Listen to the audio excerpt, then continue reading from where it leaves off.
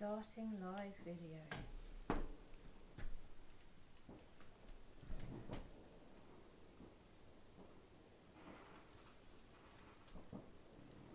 With live fireworks complete. Ah, right. Okay, so we're live. Good.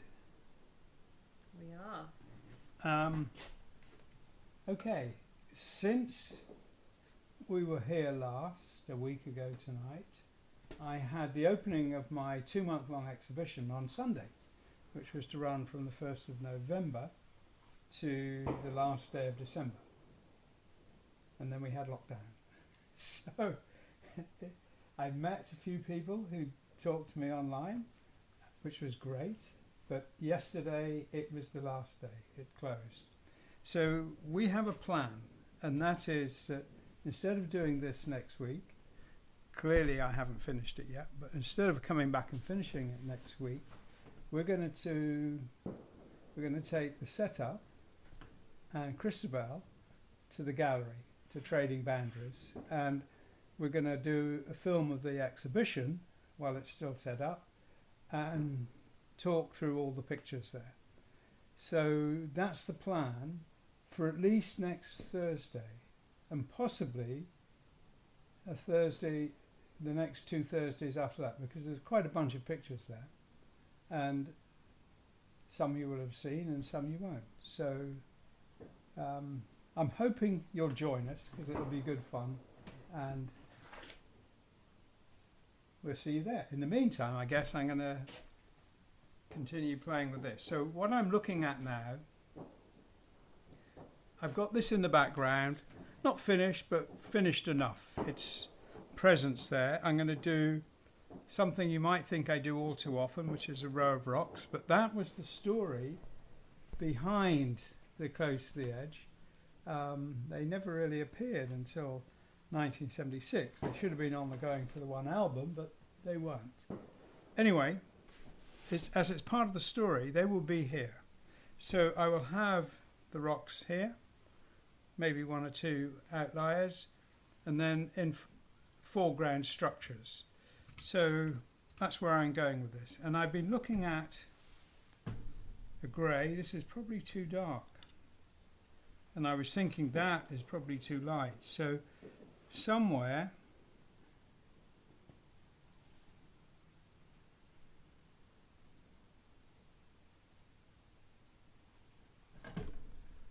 well, maybe it'll work. Maybe it'll work.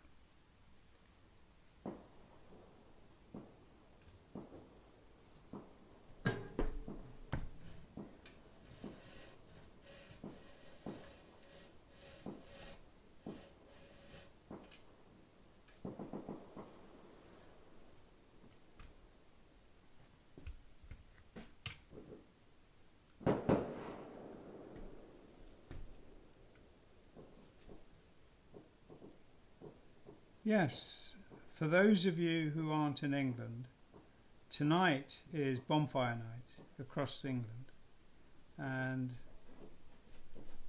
that's what you can see here in the background.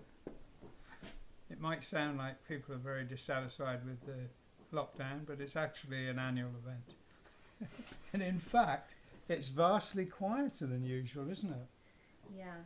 We usually have quite a spectacular. Lewis is a small town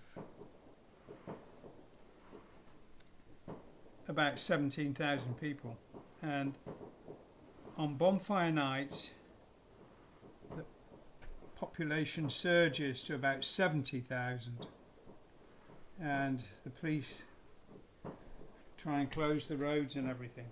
So it's usually quite a dramatic thing. We have lots of bonfire societies from the towns and villages all around, and I think it's brilliant. There's a march that goes through the town, and all the different bonfire societies join the march, so there's all kinds of marching bands, dozens and dozens of them, including some that just have drums. And some have drum kits on wheels. and you might see a dozen drum kits being rolled through the town. It's pretty medieval. There's tar barrels burning, and all the torches are literally tar and cotton and wood, and there are fireworks going off in the street. But I love it. So we knew for a while that it wasn't the official bonfire societies were not going to do their march through tonight because, well, because it's the year of no fun. It's the year of the plague. Yeah. This is giving me pangs, though. Well, the Lewis bonfire has been going on for more than 2 centuries, hasn't it? Yeah. And it's always been on that sort of borderline between too much fun to be totally legal. We tread that line well. Yes.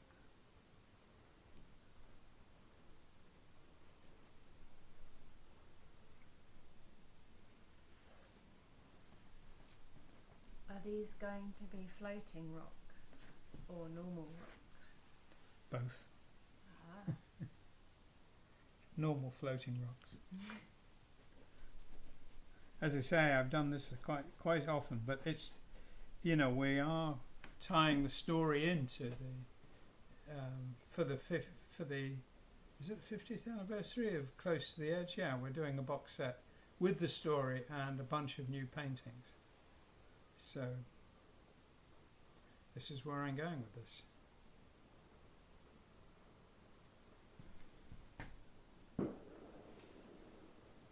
What I'd love is if through the window behind you, we could see the fireworks. And maybe if I lift that up, we can CGI in the fireworks later. It's just a massive... Well, I'm not sure you can see them from here, can you? Well, you can't, but wouldn't it be picturesque if you could? Clearly I'm going to have to give up my job and trade jobs with Christabel. I think she's been scheming for this for a while. Sowed the seeds gradually.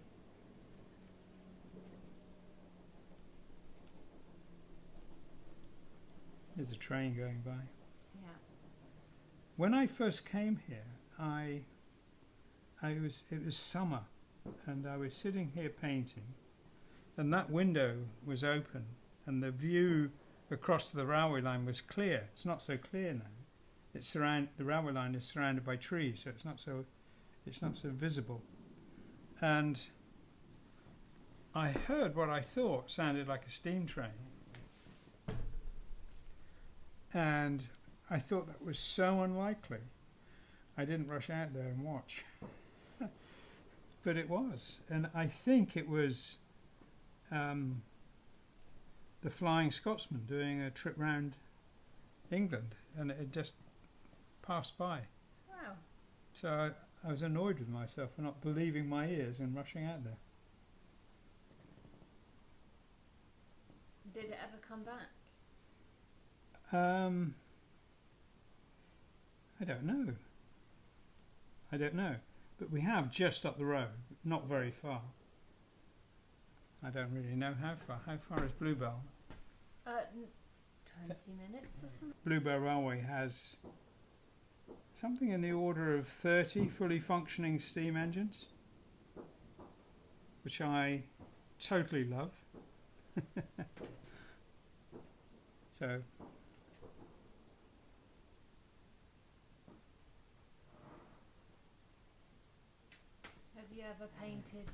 Have you ever gone to the Bluebell Railway and painted trains? No. But I had a birthday present from Freya and Mandy. Was it birthday present or Christmas present? I can't remember. And it was a hour's ride in driving one. Driving one, wow. Yeah, don't worry. They had plenty of people to make sure I didn't steal it. But So you're not really, are you just pretending it's like a fake steering wheel and everyone else around you is actually driving the train? They just give you a conductor's hat. I guess there was some of that about it, but you know, there's just a limited number of things you can do, and they did let me do it. Cool. They were there, you know, there was somebody there to sort of push me out of the way if I was doing it wrong. And did you have a small child picking up coal with a shovel and putting it into the furnace? Was that Freya's job? No, she was in Japan. It sounds. I think you've hit on a good idea for another person another time, but no. What was a shock and a thought about how easy kids have it today is that you know, we know it takes a long time to be a train driver. Back in the day, they used to have to train for ages, and the apprentice engine driver was the fireman. So he would spend years shoveling coal before he could be an engine driver. Oh. And then there was a guy who walked around the train before it set off doing the oiling. And he had an apprenticeship of 7 years before he could be a fireman. So the consequence was, I think most train drivers ended up being my age before they got a chance.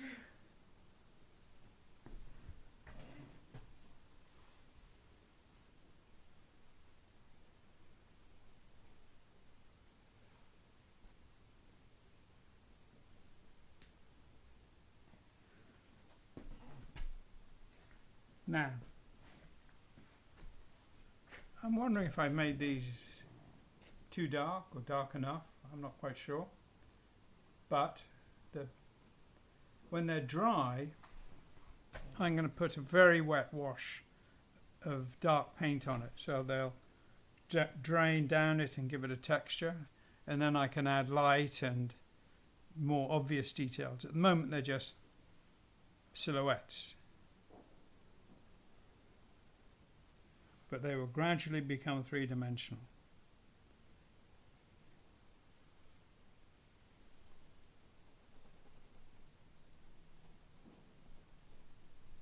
It's interesting when they go on like that, just as silhouettes, because they could be three-dimensional objects popping out at you, or they could be cutaway holes through the rest of the painting. And I guess that's just because you don't have any shadow or highlights or any form on them yet. That's right, but they will have it. Is that your question, or was this? Yeah, that was me thinking that was interesting, because I assumed that when you put layers of paint on top of a paint, you would just tell which layer was the top layer. But from looking at this, you can't necessarily tell that. No. It'll all sit into space properly at the end. Are we getting any questions? Only my inane questions. Are we connected to the right Facebook site? We are. We've got 150 people watching. Oh, okay. Mesmerised. Please ask your questions. Only if you want. Unless they've already been asked.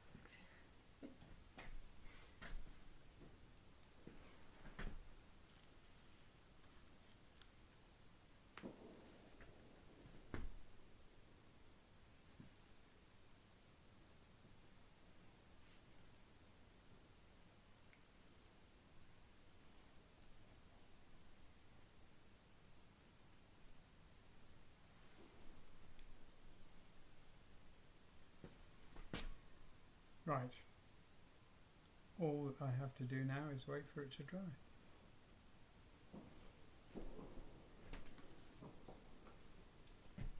Do we have a house update?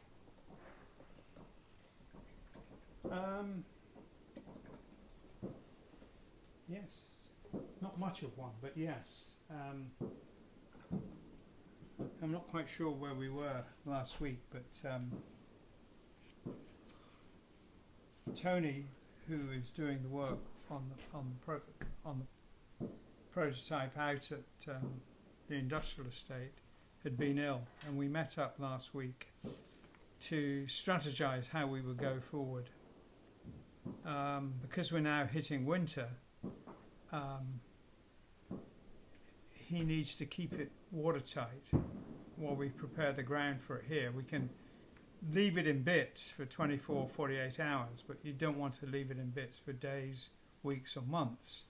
So we've had to figure out how we can have it watertight, in bits, ready to move at a moment's notice. And that's sort of where we are now.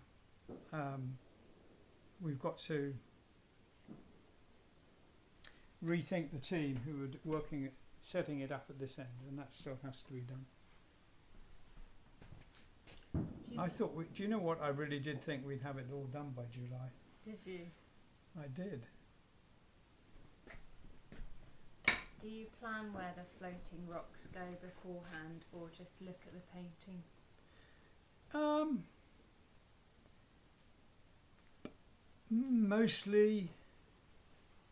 Mostly I just look at the painting, but I had a rough idea before I even started the painting, so it's not entirely guesswork or ad-libbing, but to a degree it is. Whatever you plan, you have to be ready for the gifts the painting might give you in the way of unexpected juxtapositions and colours and shapes. So yeah, I keep a relatively open mind when I'm working. Now, if I was on my own, I would be listening to a story and staring at this, not worrying that the paint wasn't dry, because I would be entering into it, as it were. But that seems a bit harsh on you guys, so I'll keep it moving. It looks like some are dry, so that's good, but not all.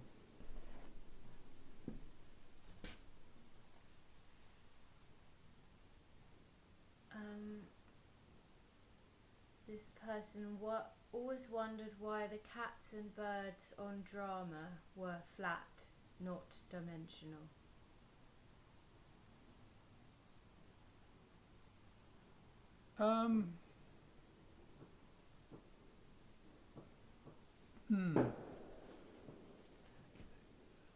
I wanted the cats from the beginning were meant to be black, not tabbies. And I did add highlights, and I made a kind of a dog's dinner of it. Well, at least I wasn't satisfied with it. And it just looked that little bit more spooky and sinister with, just a shadow form moving across the foreground. And so, having done that with the cat, I let the birds work the same way.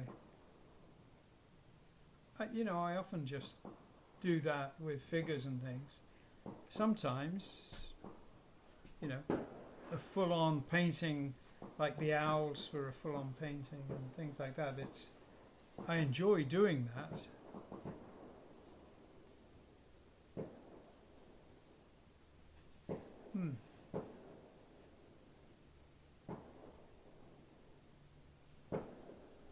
Well, we've been asked for an update on Freya's stationery line.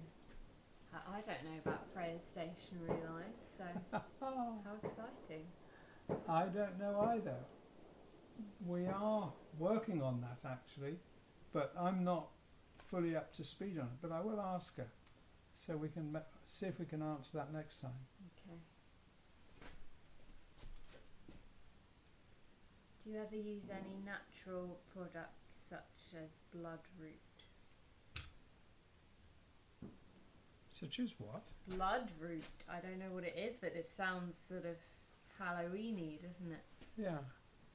Well, the paints that I use, about 2/3 of them are natural in the sense they're, materials that come out of the ground. Not much of it's vegetable, but a lot of it is mineral, and a small percentage is chemical entirely.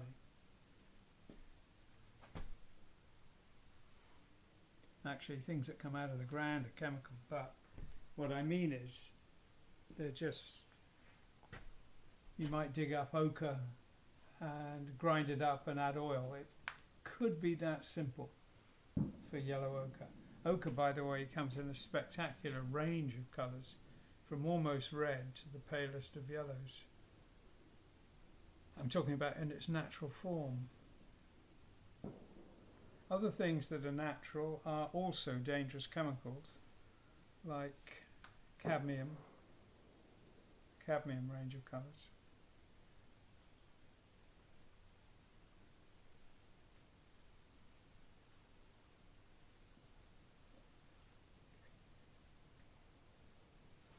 Is there an update on crowdfunding for your museum? Yes. Well, yes and no. We're not going to go for crowdfunding until we've moved and restored the prototype. So we're going to.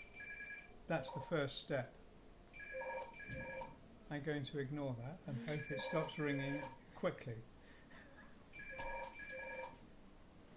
Who's ringing me at this time? So one of the viewers to say that your live video looks great. Yes. Or is this turned into a talk show host? Live talk show. Yeah, yes. I'm very, very excited about the prospect of doing this museum. I don't know how close or how far we are from it, but we've had interesting, what can I say? Interesting offers since we announced it. But as I say, the strategy right now is to restore the prototype till it looks better than it ever looked before. Not just better than it looks now, which would be easy, but better than it ever looked. I think we can do that. And that's going to be exciting to get done. But I really didn't think we'd be hitting cold, windy, wet weather. Wettest October on record, apparently. Oh gosh. And right now, I don't know if we hit freezing yet, but it's just pretty close. Degrees. It's cold, yeah. Find that. Yes, it's gone. It was Joyce Nicole. Okay. Yeah, we'll leave that. Somebody who doesn't know you're doing a live video. Okay, if I put a coat of paint over these, they've still got damp bits in them, but if I put a wash on them, it'll lift the paint right off and it'll be pale holes in it. So a few more minutes. How long have we got? Oh, we got time. So a few more minutes and then I'll carry on working on the rocks. You could tell us about the podcast while we wait, sort of maybe guests lined up and how it happened. Well, we've, yes, the first talk was with Steve Hackett, and this week it was Dave McKean, who's an artist who does amazing work and filmmaker, and he does a lot of books, a real lot of books. And I really enjoy doing it. They're old friends. And this coming Monday, it's Ian McCaig, who again is a very old friend. I was introduced to him by Michael Cluter 25 years ago, I guess, in there, somewhere like that, while he was working on Star Wars. And we went to see him at Skywalker Ranch, which was a good fun thing. So this coming Monday, Ian McCaig. I'm not going to talk about anyone else until we've recorded them, but I'm recording someone tomorrow and next week. So okay, clues. Superstition.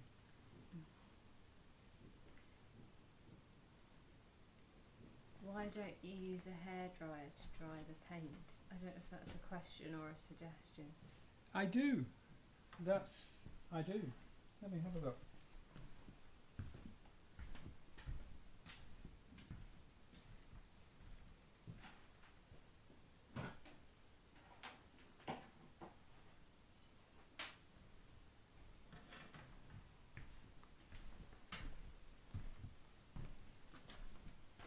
How critical is this light?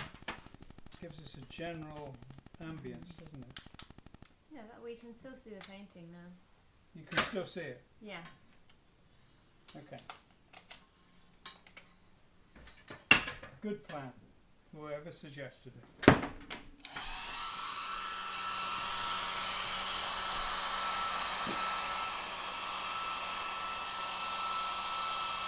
Now maybe the audience can tell us which is louder, the hairdryer or the fireworks. Well, hopefully it will only be a second or two.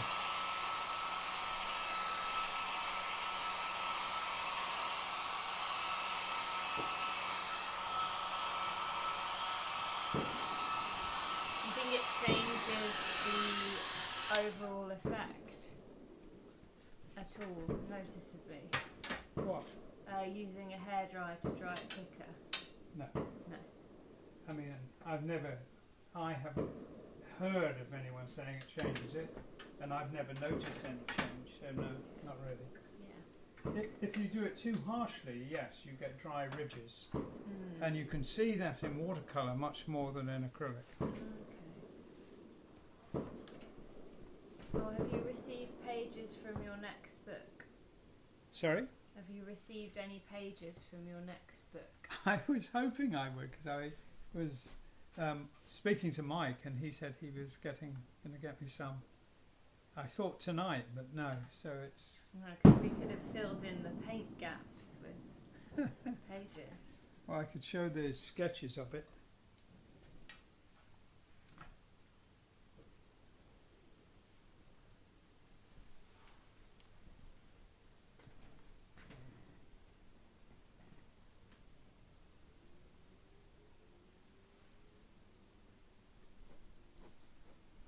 Boo. Too much.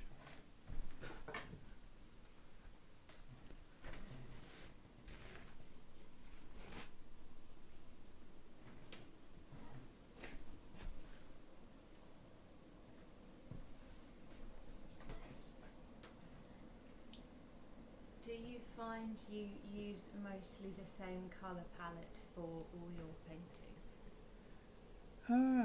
No.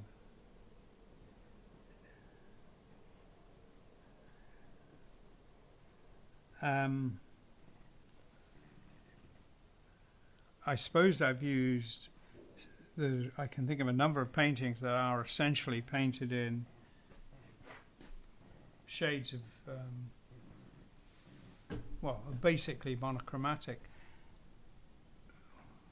black and white and grey, but I've done the whole spectrum, you know. The painting that was done for Yes Years, which I call Yellow City, was done with chrome yellow, pretty much entirely with chrome yellow.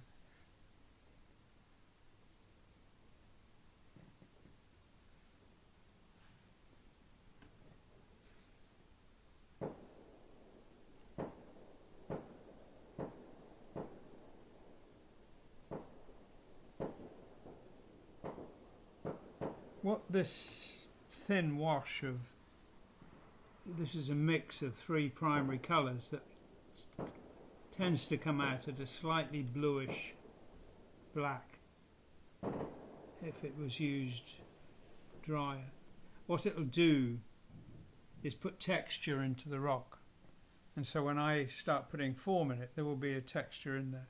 But I think it would have been more obvious if I'd made the rocks paler. And we've got bits escaping. Well, kind of inevitable. Have you ever done a whole painting that you've loved and then added in some floating rocks and gone, oh no? I've ruined it. No, not really. I can always fix a painting. Can you paint the rocks out if you don't like them? Oh yeah, yeah. I painted up. I've done paintings where I put something in, photographed it, and decided I didn't like it. Painted it out, painted something else, and done that process several times. It's yeah, happens.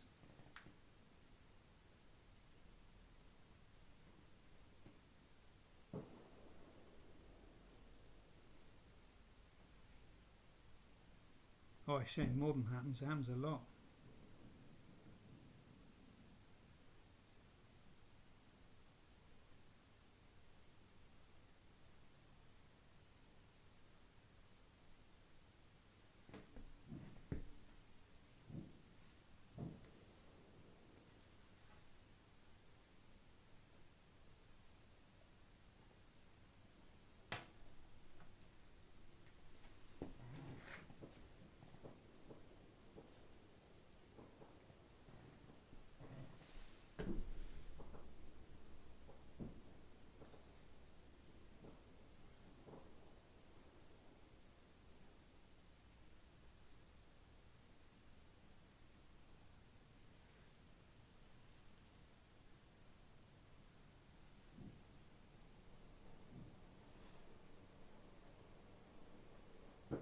I am thinking that although I've nearly finished painting these rocks, that I might repaint them paler, so that the texture on top shows more.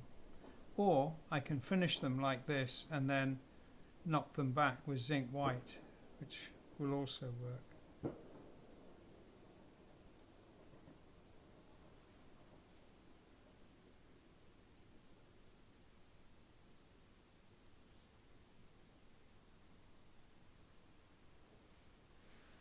How did you first come about with the idea of floating rocks? Did you just happen to paint one, or did you think of it? And did you see a dream vision of floating rocks? No. But I do remember being on the top of walking in the Cairngorms in winter on the top of the mountains. We were opposite a mountain called Ben Macdui, and we were walking on the ridge, and the ridge had clouds moving across it quite fast, and the clouds were squeezed over the ridge, and as you walked through it you couldn't see. If you looked down you could see the ground perfectly clear, but if you looked horizontally, there was four of us. Was one person behind me, two in front. The people in front and behind looked as if they were wading through snow that was about waist deep. And I had two friends who paused because they weren't sure where to go, and they sat on a rock. So they were sitting on a rock that was above this cloud, and that did look like the paintings.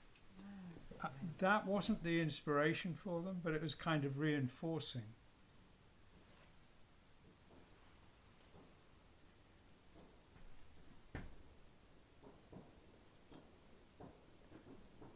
I used to love doing that.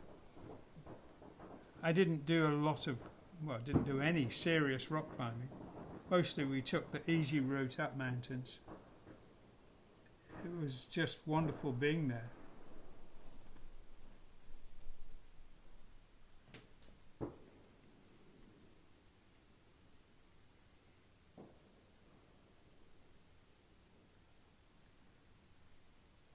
We did have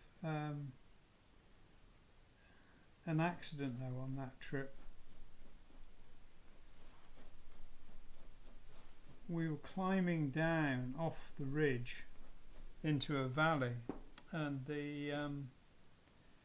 we were climbing off the north side opposite us. Ben Macdui was north of us, facing south, and as we came off with that bright glare from that mountain covered in snow, we were in the shadow, and underneath a sort of rocky overhang, the snow was just, very thin layer of snow on green ice. And one of my friends stood on that and disappeared over there was a curving slope and he just disappeared over that. But it wasn't a drop. Well, it was a drop, but it wasn't a sheer drop. It's just a very steep slope. And he couldn't get a grip. He tried to catch onto passing rocks. And that's how he injured himself. He broke his ankle trying to stop himself. Oh no! But he Did didn't hurt. Carry him down, back down. Well, there were 4 of us with 4 packs, which were quite heavy, and we divided it up so that we didn't know he'd broken his ankle, nor did he. He was limping a bit.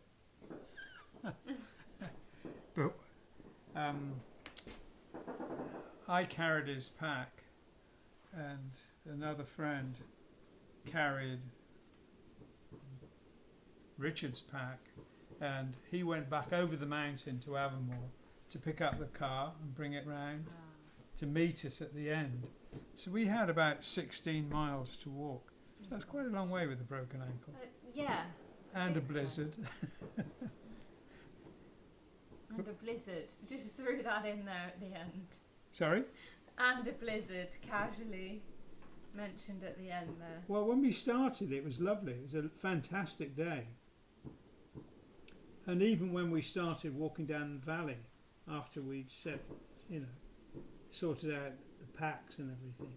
You'd ignored all the dire warnings of blizzard in the news. We had no news. We'd been up there a day or two, so, nothing is current after a couple of days.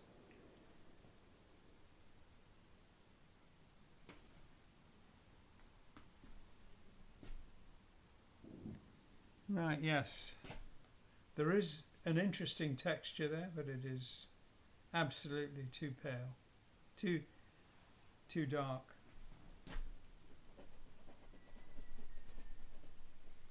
We've had a few more people asking about trading boundaries, so it might be worth saying again our plan.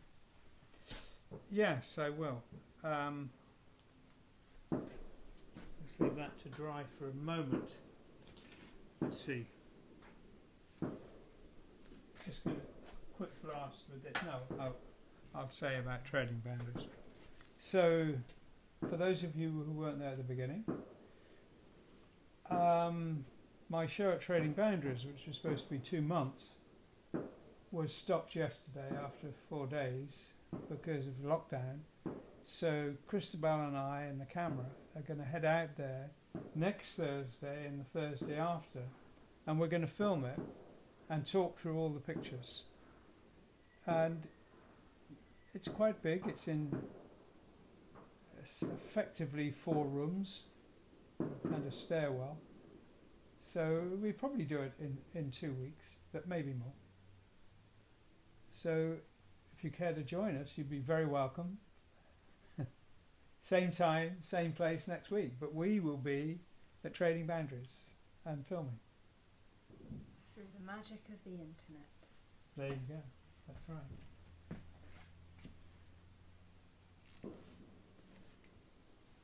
I had another quick blast with the hairdryer. Not that I'll then be able to finish it though.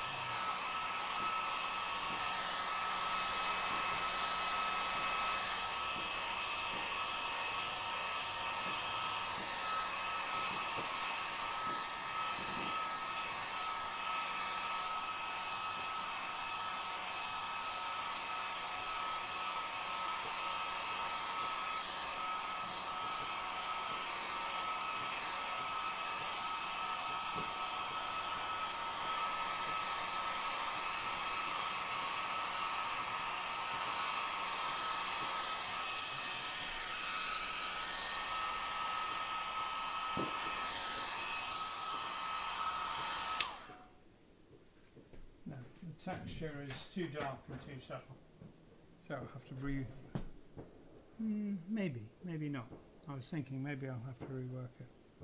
I'll certainly think about that as a possibility. So I'm clearly not going to finish this. We are a few minutes from the end, so I'm just going to recap.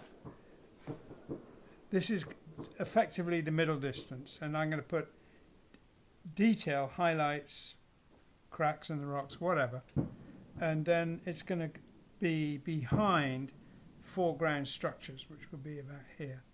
So these will be much fainter, either because I knock them back and then redo them, or because I finish them and then knock them back. Whichever way I do, they'll be quietly going further back into the middle distance. And recap on the what are those things called that we do Zoom talks. On Monday I'm talking to Ian McKay, who is a brilliant figurative artist. He's just amazing, that just does fantastic work, and you'll see his work in he designs for movies. He's worked on 6 Star Wars movies plus a bunch of others. Anyway, we're chatting on Monday, and last Monday was Dave McKean, and the Monday before Steve Hackett, and you can see them all, and there will be more every Monday thereafter. I think it's about time we're wrapping up. We've got about 3 minutes. I don't think I'm going to finish this in 3 minutes. So if you've got any questions, fire away. We just had one question, or a couple of questions. Will you be doing another art course, do you think? And if so, maybe in the spring? Maybe what? Maybe in the spring, or what sort of time might you do one? Yes, because I'm in the middle of one now, and I'm enjoying it. Yes, I almost certainly will do another one in the spring. The spring we might be busy, it might not be a lockdown again, but yeah, I'm sure Freya won't let me off the hook that easy. Yes. Good. Excellent. Okay, I'm going to just, as we close, I'm going to have a look at the book on the pages.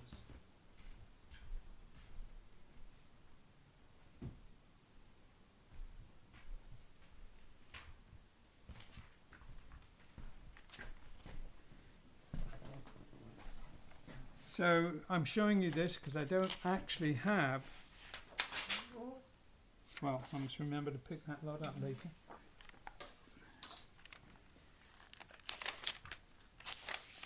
So these are the page layouts.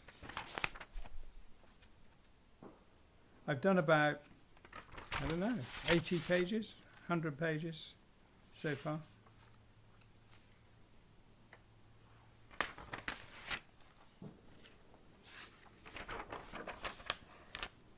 Rather than bore you silly with the whole lot,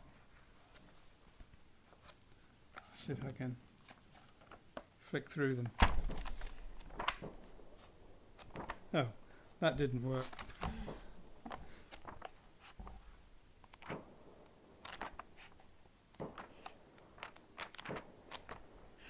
In this form, the book is about, I suppose, 65–70% finished. This weekend I'm hoping to do another 15%, and by next week it will be finished. But in the meantime, Mike Innes is finishing all the pages in full size, in colour backgrounds, etc. So the work is going on in parallel. He's finishing it while I'm still laying out the designs. A quiet evening apart from the bonfire. Thank you very much for joining us. Next week at Trading Boundaries. All singing, all dancing. See you there.